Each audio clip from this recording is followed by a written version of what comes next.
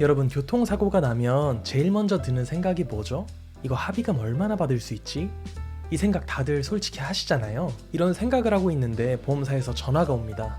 이거 얼마 주겠다 제시는 하는데 생각보다 너무 적어서 당황스러우셨죠. 그런데 가벼운 접촉사고인데도 인터넷 보면 누구는 200만원 받았다, 누구는 300만원 받았다, 굉장히 혼란스럽잖아요. 그래서 오늘 영상에서는 제가 긴 말 안하고 교통사고 합의금 더 받을 수 있는 현실적인 방법 바로 알려드리겠습니다. 끝까지 보시면 합의금 왕창 받으실 수 있으실 거예요. 일단 가벼운 사고, 즉 경상 환자부터 시작해볼게요. 경상 환자분들 인터넷 보면 병원 계속 다니세요, 혹은 한방병원 가서 병원비 잔뜩 나오게 하시면은 보험사 담당자가 그냥 금액 높여서 합의해 주실 겁니다, 이런 내용들 많이 보셨을 거예요. 결론부터 말씀드릴게요. 저는 그 방법을 추천드리고 싶지 않습니다. 이렇게 생각을 해보시면 쉽습니다. 결국 보험금은 보험회사에서 지급을 하는 거고 보상 담당자도 그 회사의 일개 직원일 뿐인데요. 여러분이 작은 접촉사고가 나서 병원에 다닌다고 가정을 해볼게요. 그럼 보험회사에서는 그런 작은 사고가 난 사람이랑 큰 사고가 난 사람이랑 비슷한 보험금이 나갈 거라고는 절대 생각하지 않을 거예요. 그리고 보험사에서는 손해율 같은 것도 조정을 해야 되기 때문에 특히 경상 환자의 경우에는 일정 한도를 초과했을 때 그 보상 담당자가 결제를 받기가 더더욱 어렵겠죠. 물론 약관상 정해진 기준으로 합의금은 쭉쭉 올라가겠지만 그 기준이 경상 환자의 경우는 적용할 게 몇 가지 되지가 않습니다. 경상 환자의 12급에서 14급 기준 합의금 얘기해 드릴게요. 100대형 사고 기준으로 위자료 15만원이에요. 그리고 하루 입원할 때마다 휴업손해라는 게 발생하는데 경상 환자 같은 경우는 병원에서 무작정 입원을 시켜주지 않아요. 왜냐하면 병원도 심평원에서 그 치료비를 받아야 되는 입장인데 그렇게 과잉 진료를 하면 그 돈을 받을 수 없기 때문이죠. 그럼 병원에서는 그 손해를 병원이 온전히 안아야 되는 상황이다 보니까 무작정 입원을 시켜주지 않습니다. 저는 일주일을 넘는 경우는 잘 보지 못했던 것 같아요. 보통 한 2-3일 정도 입원하시더라고요. 휴업 손해액도 급여 소득이 높으면은 그에 따라서 올라갈 수 있겠지만 그냥 일용직 임금으로 계산해서 세후 소득이 한 300만원 전후 정도 된다고 가정했을 때 쉽게 설명드리기 위해 좀 간략할게요. 1급이 10만원으로 가정해볼게요. 그럼 85%가 지급되거든요. 하루에 85,000원이에요. 3일 입원해봤자 255,000원 밖에 안 됩니다. 그리고 통원 하루하루 매일 다닐 때마다 1일당 8,000원 올라갑니다. 내가 30번 통원했다. 24만원이 내 합의금에 올라간다고 생각해 주시면 됩니다.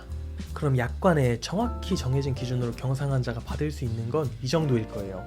그런데 어떻게 200만원, 300만원 이렇게 사람들이 받는 거냐고 하면 향후치료비라는 것을 통해서 보험사에서 그냥 조기 합의를 목적으로 일정 부분 챙겨주는 그런 내용으로 합의금을 받는 건데 아까 여러분들이 찾아보셨던 인터넷 정보랑 괴리가 발생하죠.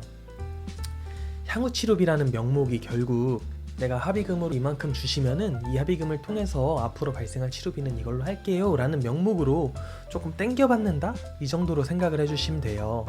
이게 약관에 정확히 정해진 기준도 아니고 그냥 말 그대로 보험사에서 챙겨준다 라고 생각을 하시면 되는데 근데 보험사 담당자도 위에 말씀드렸던 것처럼 결제를 받아야 되는데 이분이 이미 치료비가 500만원, 1000만원 나왔어요. 근데 향후치료비라는 앞으로 있을 치료에 대해서 치료비를 먼저 땡겨준다는 그런 명목으로 이 사람한테 합의금을 좀 더 얹어주기가 쉬울까요? 그 사람도 그냥 결제를 받아야 하는 사람이기 때문에 그렇게 했을 때 합의금을 높게 받는 건 정말 쉽지 않습니다. 이제 바로 여기서 꿀팁 나갑니다. 보험사 담당자에게 전화를 와서 통화를 하시건 아니면 내가 먼저 전화를 하시건 그건 무관합니다. 전화해서 딱 이렇게 말씀하세요. 내가 원하는 합의금 있죠. 200만원, 250만원, 300만원 얼마가 내거 원하는 합의금 있을 거예요. 그 금액을 딱 말씀하시고 예를 들어 300만원이라고 가정을 해볼게요. 합의금 300만원 선으로 맞춰주시면 이 이후에 있을 치료들은 제가 알아서 받겠습니다. 이렇게 요구하세요. 이때 주의할 점은 이 통화를 하는 시점에 이미 내가 막 병원에 너무 많이 갔다 이러면 이 방법 안 먹힐 수 있어요. 조기 합의를 하실 때 말씀드리는 거예요. 괜히 별로 아프지도 않은데 병원 질질 끌려다니면서 하루 통원비 8,000원으로 합의금 얼마나 높일 수 있겠어요. 쉽지 않습니다. 내 시간도 들고요. 그렇게 했을 때 보험사 입장에서도 이미 치료비로 수백만 원 나갔는데 향후 치료비 명목으로 추가 합의금 주기 쉽지 않거든요. 게다가 지금 이 영상을 보시는 분들에게 중요한 건 이 방법 올해가 마지막일 수도 있습니다. 정부에서 향후 치료비 제도 개선이 예정되어 있어서요. 지금 이 영상 보시는 분들은 타이밍 진짜 좋으신 거예요. 자, 그럼 여기까지는 경상 환자. 뭐 내가 사고가 난다면 별로 아프지 않더라도 합의금 많이 받고 싶잖아요. 솔직히 사람이라면. 그런 분들은 방금까지 말씀드린 내용 참고해 주시면 되고, 지금부터 말씀드릴 사람은 중상 환자들, 어디 골절돼서 수술했거나 아님 척추가 골절됐거나 십자인대가 파열됐거나 이런 중상 환자들 위주로 좀 말씀을 드릴게요. 이분들은 경상 환자가 합의하는 방식이랑은 접근 방법이 아예 다릅니다. 중상 환자는 후유증 입증이 합의금의 관건입니다. 무조건 후유증을 입증해서 상실 수익이라는 항목을 내 합의금에 넣어야 됩니다. 이렇게 입증을 하기 위해선 후유장애 진단서라는 걸 받아야 하는데요. 맥브라이드 장애평가법을 통해서 이 후유장애 진단서 받으셔야 되고요. 내용엔 이게 어떤 항목에 해당하는지, 그리고 몇 %의 노동능력 상실률이 남았는지, 이 후유증이 얼마나 지속될지, 그리고 주치의 선생님의 협조가 좀 된다면 사고기여도라는 것도 받으면 좋을 수 있습니다. 이렇게 후유장애 진단서를 받아서 보험사에 해당 내용을 제출하면 계산은 내가 못하더라도 보험사에서 알아서 해줍니다. 하지만 이 진단서의 내용을 보험사에서 100% 인정하는 건 결코 아니에요.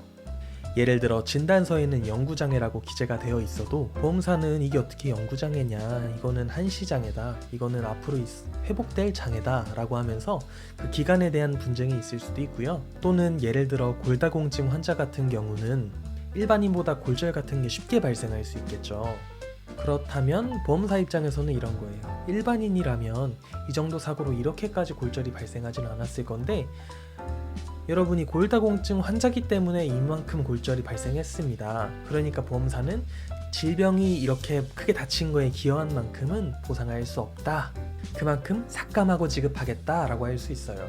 그런데 이런 내용은 사실 일반인이 보험사랑 제대로 다투기가 어렵죠. 거긴 전문가 집단인데 이렇게까지 주장하는 건 쉽지 않겠지만 제가 말씀드린 후유장애 진단서를 통해서 후유증을 입증만 한다면 합의금에 상실 수익이란 항목이 발생하고 이 항목으로 인해서 보험금이 왕창 올라갈 수 있습니다.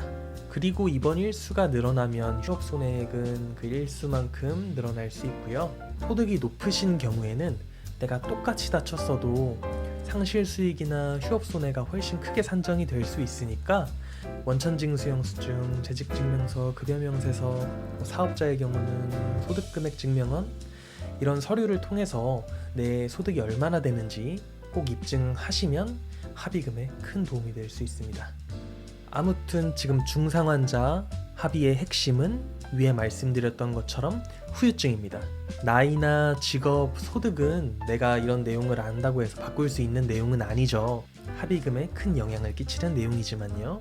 하지만 후유증은 내가 무직이어도 내가 나이가 많아도 입증을 한다면 합의금에 영향을 끼칠 수 있는 항목이기 때문에 이 후유증 입증하고 치료 잘 받으시고 손해를 꼼꼼히 챙기시면 합의금이 그만큼 올라갈 수 있습니다.